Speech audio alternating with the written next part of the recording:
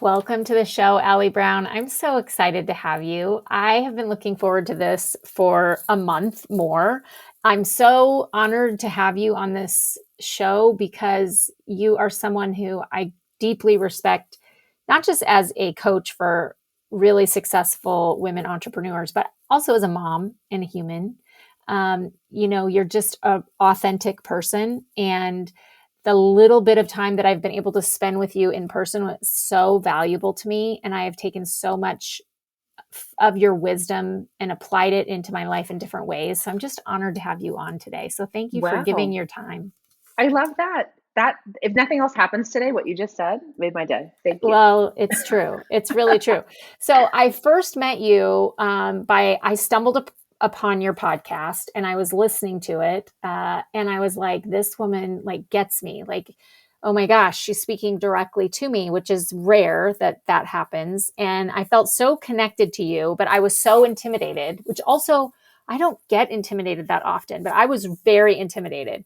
And so I applied to come to one of your programs, one of your retreats. And I was like, there's no way I'm going to get accepted to this because I'm just not at the caliber of the women that she coaches. And I don't know that I'm going to get into this. And I was so excited when I got in and I went to the retreat. And then the nerves started all over. Like, you don't know anyone. All these women are super successful. And 5 minutes with you, it just all made me feel so welcome. And so I just knew I was at the right place at the right time. And I was so glad that I listened to that internal voice and found the courage. So when I'm doing this season about courage and listening to that internal voice and bravery, I'm like, who better to come on the show than you? So thank you for being here. I love it. We're going to have a great talk because even in the pre-chat, I'm like, oh, this is good. It is. Okay. So I want to talk a little bit about how you went into business in a male dominated environment and just blew it up, became super successful at a very young age. And yet some point in your career, you decided instead of just going along that path, you were going to help others. You were going to help women specifically. And can you talk about why did you decide to do that? Because it would have been so much easier for you to stay in marketing, to stay in the field you blew up and became immensely successful in. But you also decided to do this other thing, which quite frankly is probably harder than what you were doing. So talk to us a little bit about that path. Yeah. Well, there are kind of two parts to that. And I would say that the first part, when I started realizing, so I'm going to give the short version. As we get older, this whole story gets longer, and I'm realizing and then we have a hard stop. So there, I started out, long story short, I jumped into the world of marketing when the internet was relatively new. It was extremely exciting. Everyone was talking about the .com boom and email and all this stuff. And I kind of got into that world early, and it was very, very male dominated. I signed up for conferences and joined groups that were all men. I was one woman in a mastermind of 21 men. I suffered through endless dick jokes and just, and this was well before Me Too, and all this stuff. Yeah. And, there's no anti-harassment at these events, you know what I mean? No, so I was just like, oh, ha ha. Okay. Back to work now, guys. Yeah. It was just, yeah. What were your options? Right. Yeah. They generally left me alone, and I was just like, whatever, guys, whatever. I'll just get back and focus on making a lot of money and figuring it out. And they respected me for that too, which was really cool. And, all these women, though, I realized were following me. And I remember going up on stage at one of those first conferences, and this lady came up with me with a little letter that maybe 10% of the room was women in there. And she came up with a letter, and she said, or it was a card. And she said, we all signed this. And I'm like, oh, wow. And she goes, because you're kind of representing all of us up there, and we want to wish you luck. I'm like, oh, wow. And suddenly I felt like I was carrying this responsibility for those women in the room, and also just realizing that, wow, what just me being up there and me saying yes to these opportunities for myself is impacting them because they're seeing that. and that's shifting who they are. And I started to really follow how these women were impacted, how they would learn, the process they were going through as they were becoming more successful and leaders, and how we become more successful and as leaders, and how we are changed and how we do things differently than men. We just are. We're created differently. We operate differently. In some organizations and frameworks, we work in a more masculine, right? But when you are like generally in your feminine, this is a very personal journey for many of us in success when we are in that place and allow that. So that was fascinating. And I just started gravitating. I never said I don't work with men, but all the women would start following me. I started teaching more, offering workshops, conferences. They got ginormous. I think the biggest one was in Vegas in 2009. We had about 500 women in this room. We had acrobats. I rented out Tao, the nightclub. It was wild. We were having so much fun. And this was before a lot of the social media. Like, this was where you would come get fulfilled. This is where you would come get it on. And a few years later, I made a decision, though, to kind of shut all that down. And that was like probably a longer story that I'll tell at your conference, Sasha, but there were things pulling at me as well as kind of pushing me in a different direction. The pulling was I had twins. I had a few personal things happen in my life that were amazing and just kind of transforming how I wanted to look at things and how I wanted my life to be, and changes I wanted to make. And then, but also I was being pulled personally to just being of more meaning to, I could see probably a smaller audience, but going deeper with them.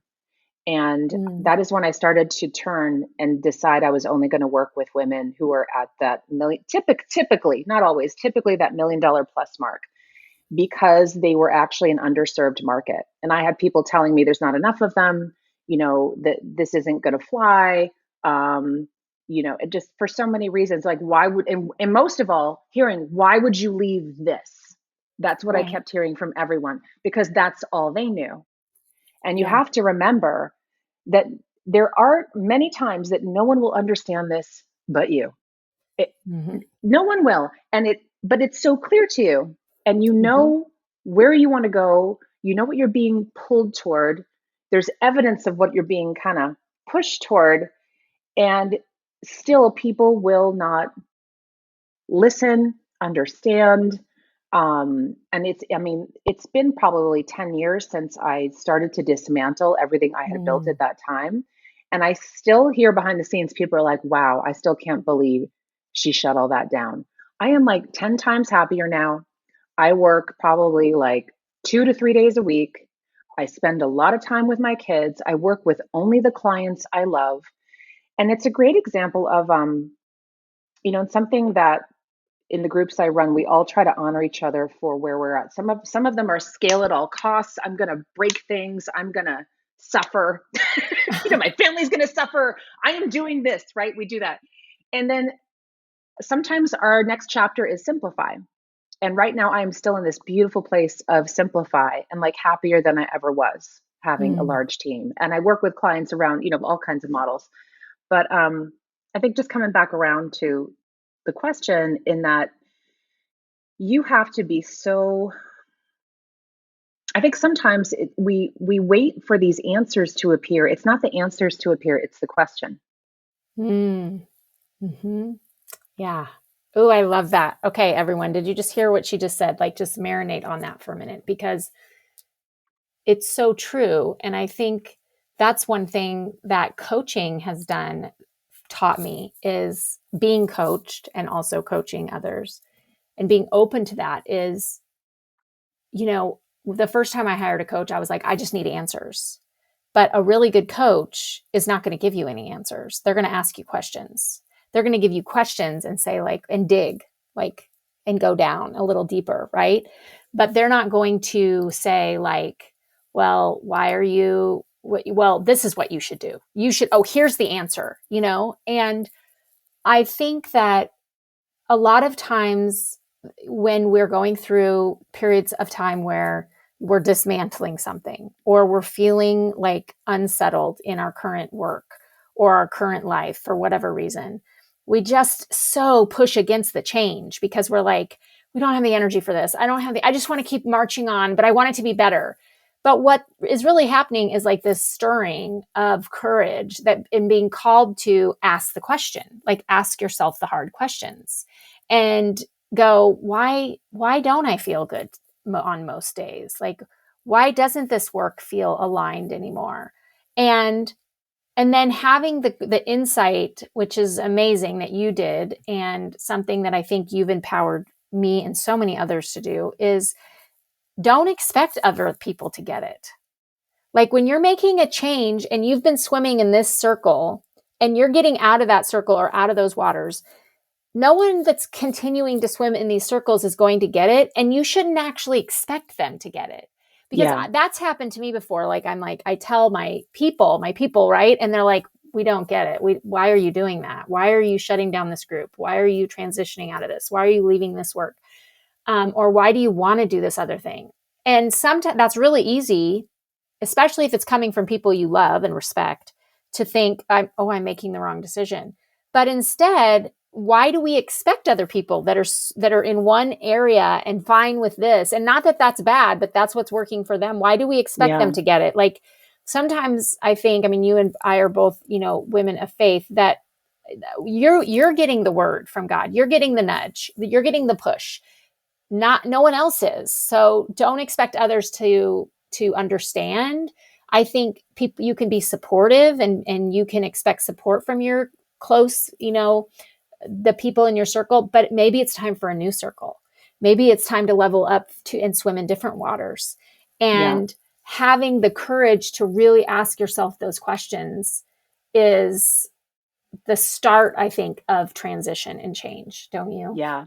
Yeah. I always promise my clients, I said, during our sessions, we may not come up with the exact answers, but we will come up with the right questions. Sometimes they hate that too. They hate that. They hate that too. Because sometimes it's funny too. We'll be doing something on the whiteboard and I'll look at it and then look at them. I'm like, and I just know sometimes I'll just intuitively know. I'm like, is this really what you want to be working on? Yeah. And then one time I have to say that she was like, well, there is this other thing. And I'm like, oh, here it is. Here it comes, right? It's usually that little idea that has been percolating for a while, but you haven't taken it seriously. Okay, so you work with women who are, for most of us would look at and say, oh my gosh, these women are so successful. Why do they need what do they need help with? Like why do they need a community? Why do they need help? But I think, so I'm curious, like, what are you finding with those women that I think a lot of us look at and go, well, gosh, she has it all together. She's running, a 7 or 8 figure company and she's got the life. Like, what are you finding now in 2025 is affecting them and something that that we may be surprised to hear? Yeah. And this will be good for even those of you listening who are in a traditional employment situation. I mean, anything to do with business right now. So a few trending things that we're handling here behind the scenes, and I know they are. First of all, there's not decreasing, but increasing isolation. Increasing isolation. And it's more of a feeling than a practicality. Because here we are, we can connect all day on social and we can Zoom all day and do, whatever. And you could be surrounded by people all day. But if you are kind of feeling like a higher calling, especially to somewhere different, or you're working on some stuff that is intense, or you're in a situation like these women where you're running a company and you can't really tell everyone everything. There are things that you need to, think hard and long about, maybe get some counsel on, really think through these big decisions because you're leading clients, a business impact. Maybe you're leaning, maybe as a manager or in your organization, you're leading a team. And, you can be authentic. That doesn't mean you need to be see-through and completely transparent. And there are decisions behind the scenes that lately are taking a lot more weight, because then the second factor this leads into this is that everything's moving faster and it sucks. Everything's moving faster. and it sucks. So if you went into business, it's true. You know exactly what I'm talking about. So if you went, Yes. let's say 20 years ago, okay, you chose a business or you went into your career, there was generally an expected path you would be on. There were general rules for success that would, you knew, okay, if I just work the plan, this is all going to be fine. And you could generally put your head down for at least a bit and do that work and be a great, whether it's an employee or a leader, right? Today, you don't know what's going to happen tomorrow. Like Right. it is, everything is moving so quickly with tech, with AI, with political situations, with the world, with like when you think about COVID, how everything went upside down during that time. Seems we've already all forgotten about it. Maybe we just are repressing it, but it was insane. I mean, for your industry, it was insane. Yes. And now this, like even talking about this, I'm getting like an anxiety attack because you don't know, when you were making plans before, you could reasonably be sure you would meet those Right. plans. And now you Right. kind of have to be ready for anything. So that's the Yeah. second factor we're all dealing with. The third factor also behind the scenes is people are craving more meaning.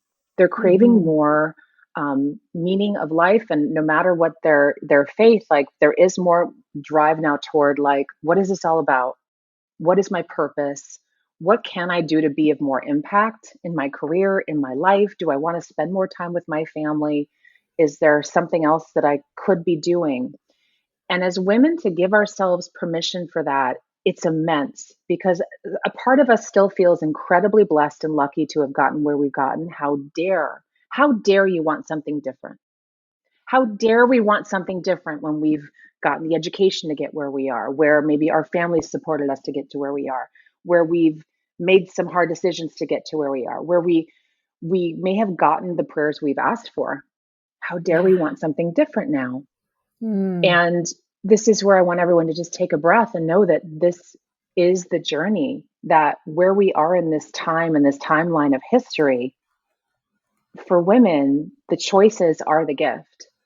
The fact that we have choices is the success. And Mm. so it's a wonderful time to really just take in what you truly want next and know that so many women behind the scenes, no matter what position they're in, they're dealing with these factors and they're craving these things at the same time.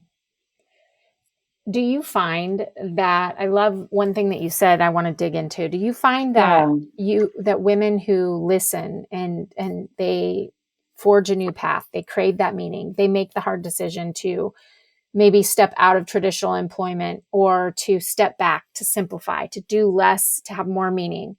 Do you find that that lends itself towards more isolation? I mean, there are definitely, I'm thinking of times in my life where I have felt really, really lonely. And the times in my life where I've probably felt the most isolation and loneliness is when I am starting that new path. Yes. And I'm stepping out.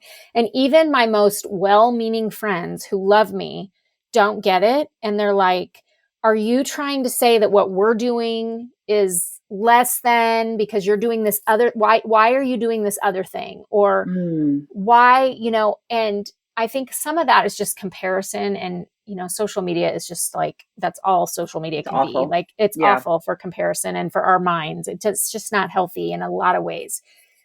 But I think sometimes, like, I often think like, am I supposed to be isolated during those times so that I can really hear the internal voice the loudest and I can drown? Is that like God's way of almost like protecting me to be a little more isolated so that I can hear the voices I'm supposed to hear? But it's true. Like the times where I look back where I've started something or I'm leaving something behind and I'm moving on to something else, it's really lonely. It can be so isolating. It is. I would say, yeah, looking at my own path and then exactly. Yeah. Thinking about my own path and also clients who are going through a big shift. Your entire support system is rooted in that last version of you. Mm-hmm. And it's when you just said you were lonely, I like wanted to cry. Like Sasha was lonely. Like it makes you want to cry too. I'm like, I'm lonely. It's true. And then today, none of your friends are nearby. Everyone moves around, like Right. like your real friends who aren't attached to like that version of you. Yes. sometimes, so that adds to it as well. Yeah. But yeah, that I'm just thinking through a few other, things of that. Give yourself that space. I know it's hard, but that space is often where it's like the butterfly in the cocoon, and the butterfly turns to goo. It's the goo before you get out the other Mhm. side. But I'm going to encourage everyone, if you are in that space, do make an effort to reach out a bit, like just put out some feelers toward Yeah. maybe a new group, a Mhm. new event, even just book something maybe for months out. I know we're going to be meeting many of you at Sasha's conference in the fall. Just you don't have to, again, you don't have to have all the answers, but maybe make one step in that direction toward exploring like where Yeah. you would like to go. Just give yourself that Mhm. permission, and you may find that things feel a lot easier sooner than you think. Yes. Well, and there's definitely, I think, some this whole kind of thought. It's easy when you are isolated for it to just become a circle of like, nobody gets me, woe is me, I have to do this by myself, I have to figure this out. And the truth is, you do not have to figure it out by yourself. There are so many communities and groups out there and women that will help you if you're brave enough, right? If you're brave enough to take those small steps. I mean, kind of like me hearing you on a podcast and feeling so connected with you and going, I need to just meet this person. I need to be in a room where she's sharing wisdom because I know that I'm going to learn from her. And that's exactly what happened. And I still talk to the women that I met at that retreat. I'm still connected. I've had a day session with you, which was phenomenal. I learned so much. I have my little notes still open on my desktop from that day where I go and look at things and ask myself those hard questions. So I would love to hear, like, you talk about sacred signals and what are some of those signals that maybe we're ignoring and maybe we Hmm. need to, but they just keep popping up that are Hmm. wanting to lead us to work that has more meaning Hmm. or life that has more meaning. Maybe it's not work. Maybe it's like what you said, just peeling back and spending more time with your family or Yeah. simplifying things. Yeah. Can you talk about what those are? They're so simple. And here's where we view these all as negative. And this is an interesting Mm. time that like everything I'm about to mention we view as negative, like again, like I shouldn't be feeling this way, this is bad, and this is probably our programming. One is being bored. It's Mm. okay to admit you're bored with your work, you're bored with your business, you're bored with your clients. You love your clients, but like behind the scenes, like, you may be on a call and you're like checking social and like you just like you may Yeah. be at work and like used to be so engaged, and then you're like, oh, okay, it's the same situation with the same patient or same client, like, okay, and yeah, this is my lane, I'm in it, but you're kind of secretly a little bored. You are starting to possibly even resent your work, kind of Mm. without justification. Like you can't complain, right? Maybe you make great money, and I've had these days, believe me, because it's funny because I'll meet someone new, like if I'm currently dating over 50, which is a whole other show, by the way. And it's really interesting. But to explain to someone, like once you get to know them a bit and they're like, and what do you do? And what do you charge for that? And like, I'm like, oh, you know what? I am really blessed. Do you know what I mean? But Yeah. when you've been doing something so long, you start to, crave something different. I'm not Mhm. saying you need to blow it up, but like just pay attention to these little signals.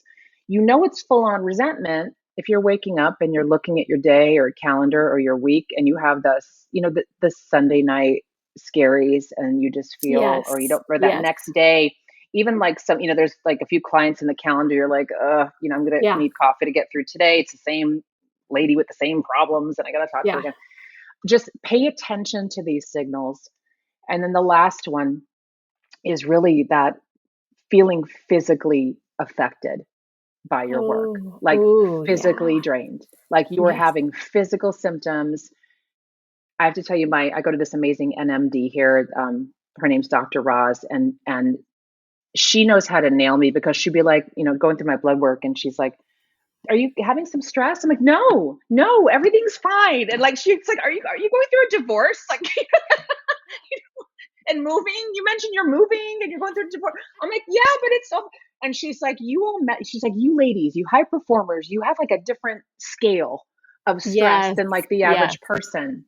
And Yes. so, Sasha, I think my headphones just died, but is this okay? Can you hear me okay? Yeah, I can hear Okay, you great. great. All right. Yep. Sorry. I just want to Yep. make sure. Yep. Yep.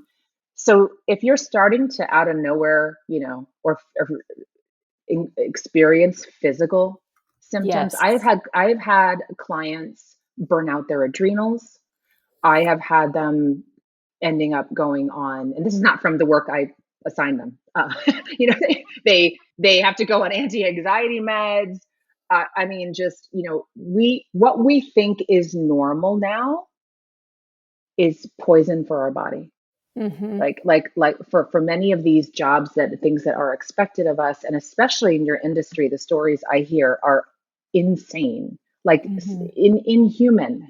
inhuman, like expecting people to be superhuman and perform that way. And so, again, just pay attention.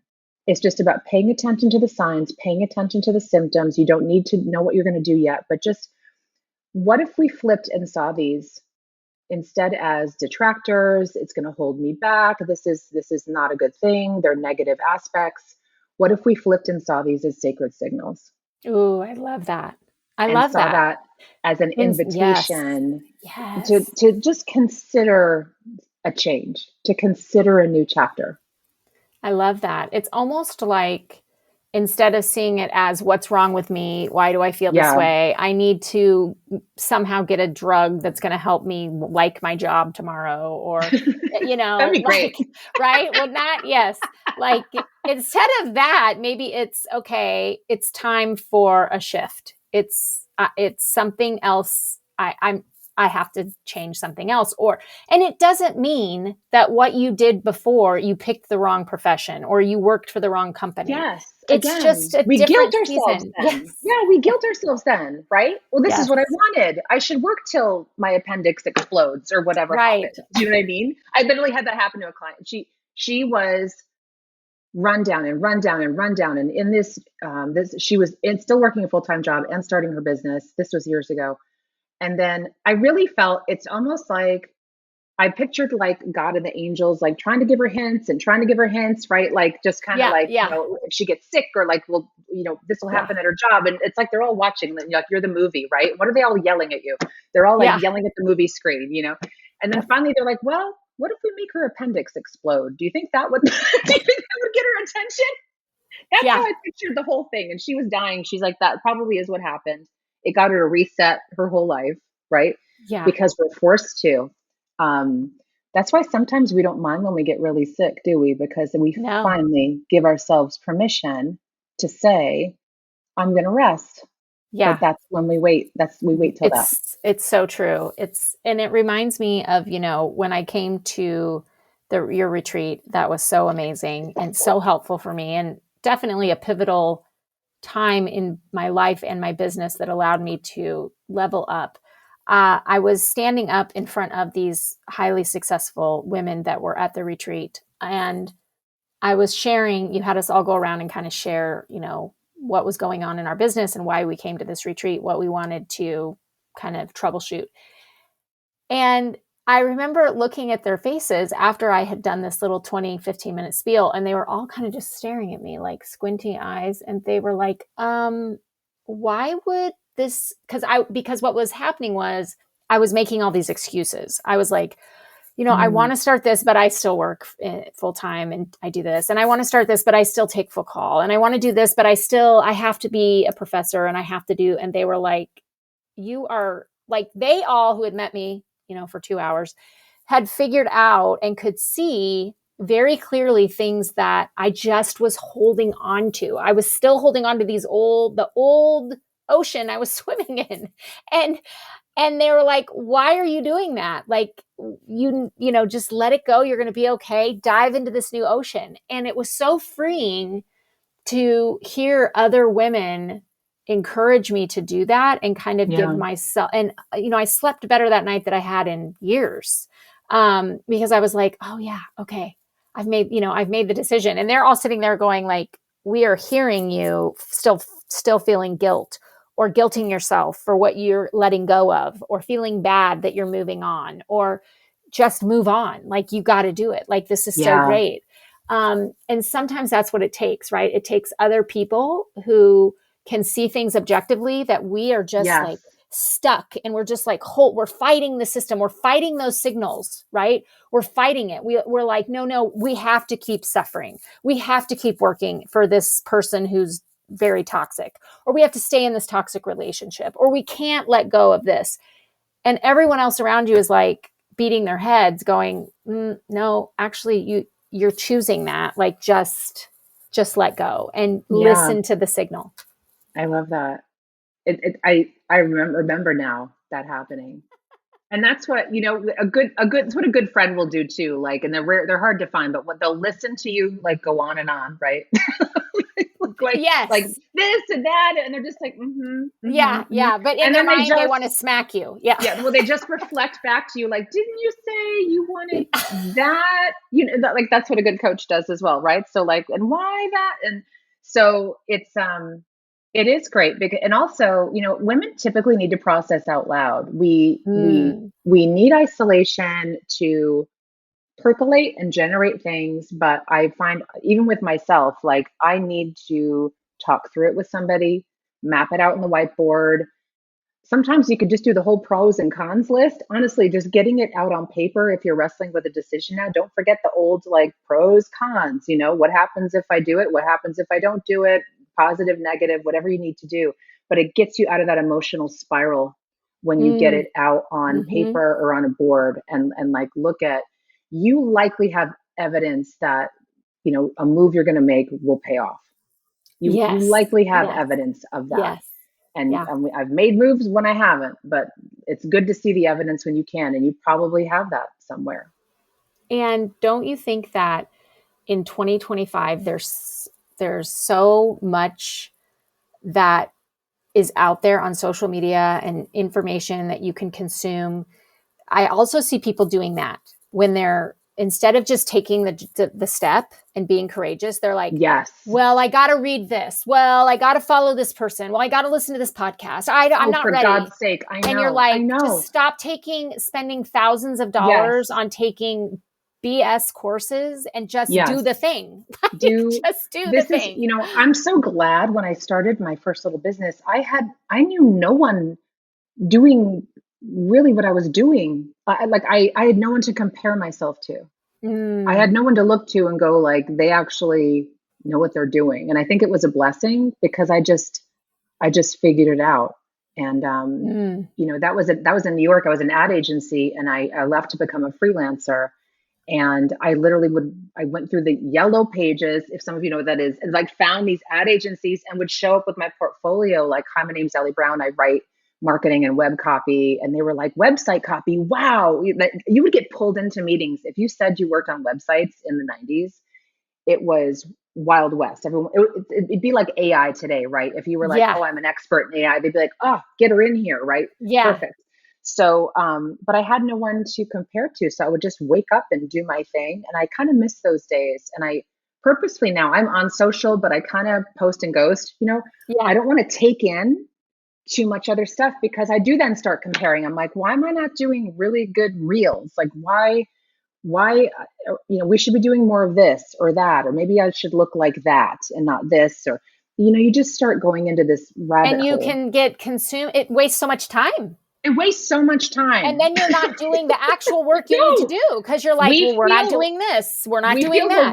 We feel we're working too by being on social media. And I'm like, sometimes I fall into that trap. I'm like, I feel like I've done marketing today, and really half of it was complete BS. Like, I just was futzing around and making, like, Instagram. I have fun. I do a lot more fun stuff on Instagram, but we're going to get serious about, like, LinkedIn this year and some stuff. And we need more of a strategy, but, just be careful. Like, spend time with people who are really doing stuff and have good ideas, and they are not falling into the whole, like the boss babe kind of revolution was fun. I think it was good to get a lot of women thinking, I can have a business, I can be myself, I can shake my booty, I can, whatever, right.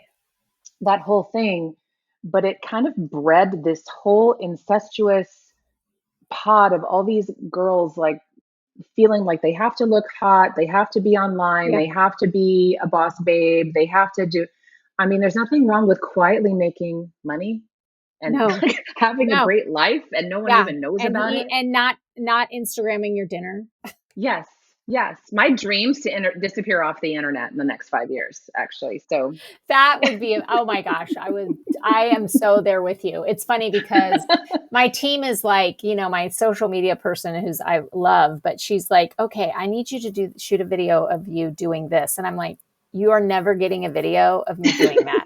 There is no world. What was it, like doing squats or something? Yeah, I said, if you ever get that video, it means I'm like being held hostage at gunpoint. And you need to call. It was like she wanted me to do this thing where I was like throwing stuff on my bed and then turning around and showing that what I was wearing. And I was like, I'm never doing that. There's no realm in which I'm doing that. And I'm also not going to be like jumping in a thing and then jumping out of the frame or dancing or doing any of that. Like, I don't, that is so like, I'm not doing that. So sorry. Yeah. No, I get it. And good for you. Cause you know what you stand for. Right. And yes. And she's like, oh, but that's really hot right now. And I'm like, great, fun, not doing it.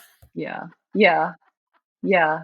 I have other things that I want to do. And that's just not authentic to me, but it's so easy because I get pulled in and I'm like, oh, well, that person's doing that. And she's got, 15,000 people doing, and that's just life. Like whatever circle you're in, you're going to have that comparison if you let it take over. And then it wastes so much of your time and energy because instead of doing the work that you're called to do, you're trying to figure out what this person's doing and if you should be doing that.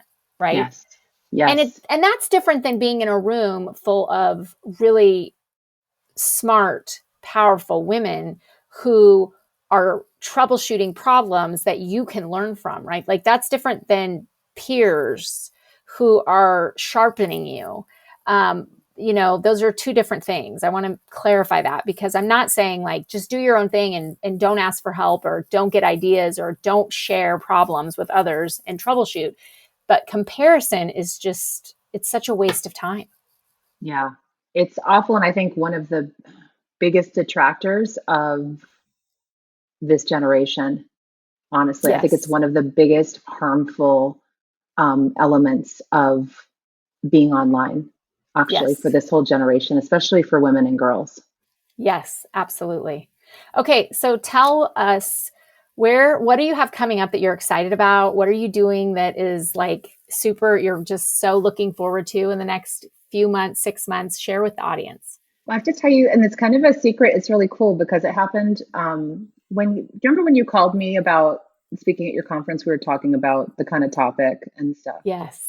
I got off the phone and I got really anxious because I was in the middle of kind of reigniting myself too. And I'm like, how the hell am I going to teach this? I was like at the bottom. I got off the phone and got teary. I was like, wow, because I've been in kind of this place of kind of floating back and forth. I'm going to do this. I'm going to do this next. Oh no, I'm going to keep all this going, but I'm craving something else. And what is it? And do I want to just blow everything up? I mean, I was going through that again, like that time when we talked on the phone. I think I was driving too, and I remember I was driving to like a waxing appointment, and so trying to do this call with you because I was like, I cannot miss this appointment. And if you know what I mean, you know what I mean. Like, it's bad. So, and then I get off the phone, and then I'm like, wow, like this whole rebirth, reinvention. How am I going to even talk about this when I'm not on the other side yet?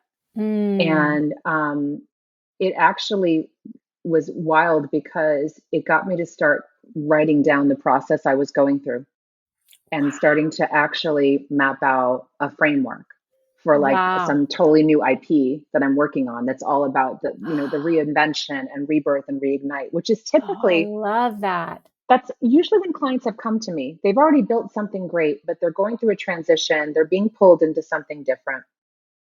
And, so that's a little secret I didn't tell you yet. That was from that phone call. Oh my gosh, last year. I'm so excited to hear you now. Oh, I cannot wait to hear you at the conference. So thank you for being sometimes something little like that was like, because it's been in my head for a while, but I'm like, oh, I got to do this now. Like, I'm going to be on stage talking about this. So I better figure this out. And then it just flowed. It just flowed Wow. once I sat down to work on it. So I have, I currently only run two arms of my business. One is the trust. That's my community for $1 million plus women business owners of all industries. It's an amazing group of women, very, very heart centered, but still like just so damn cool. And there's such, I don't like the word badass. It's Yeah. overused, but they really are. It's a good word, Yeah. for how they do things. And all of their lives look different. And, whether they homeschool or travel, or they're building that huge business, and scaling with a team of 50 employees, like it's so different, but everyone honors each other. So that continues to grow. And then I work with private clients, which is probably my favorite thing. Just going deep. It's the one-on-one, it's the closed doors or the private Zooms. And that's what I do for that same $1 million plus business owner. So those won't change. But I'm giving myself permission to maybe start a new creative project that has nothing to do with coaching or business as well. So I'm kind of playing around with that. So I'll be able to share that later in the fall.